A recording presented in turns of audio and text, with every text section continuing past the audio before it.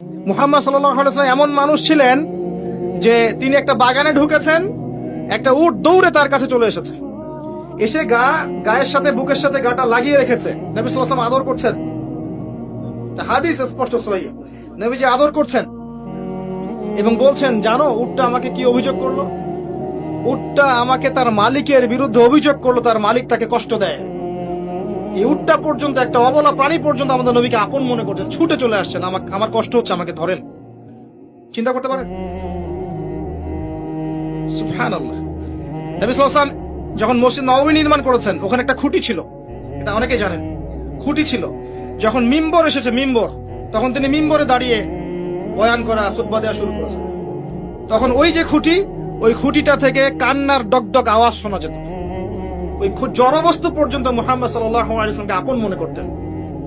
মুসলিমদের যে কোনো সমস্যা তারা মুহাম্মদ সাল্লাল্লাহু আলাইহি ওয়াসাল্লামের কাছে যেতেন, বলতেন, তার সাধ্য মতো সেটা সলভ করে দিতেন।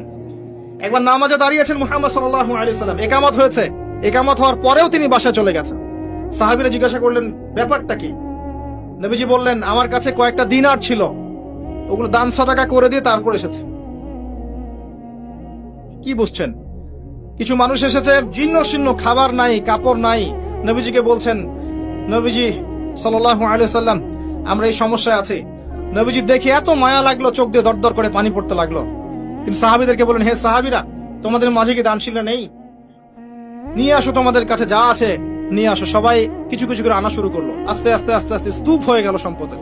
এটা দেখে নবী সাল্লাল্লাহু আলাইহি ওয়াসাল্লাম হেসে ফেললেন।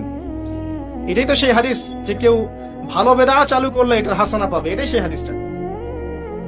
তো নবী সাল্লাল্লাহু আলাইহি ওয়াসাল্লামকে সাহাবীরা আপন মনে করেছেন।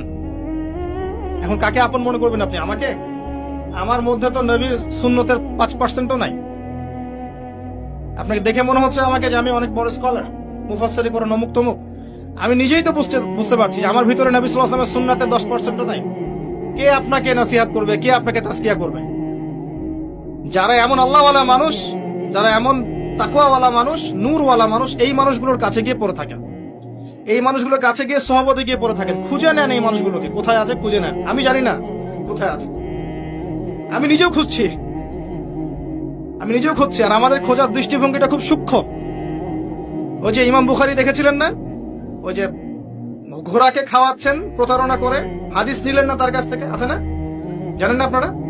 হাদিস সার্চ করতে করতে এক জায়গায় চলে গেছেন, অনেক মাইলের পর মাইল পথ পাড়ি দিয়ে দেখেছেন যার কাছ থেকে হাদিস নিবেন সে ঘোড়াকে ডাকছে, হাতের মধ্যে কিচ্ছু নাই, কিন্তু ঘোড়াকে দেখাচ্ছে, আসো আসো আসো, খেয়ে যাও। এই যে প্রতারণা করেছে ঘোড়ার সাথে, আর হাদিস নিলেন না।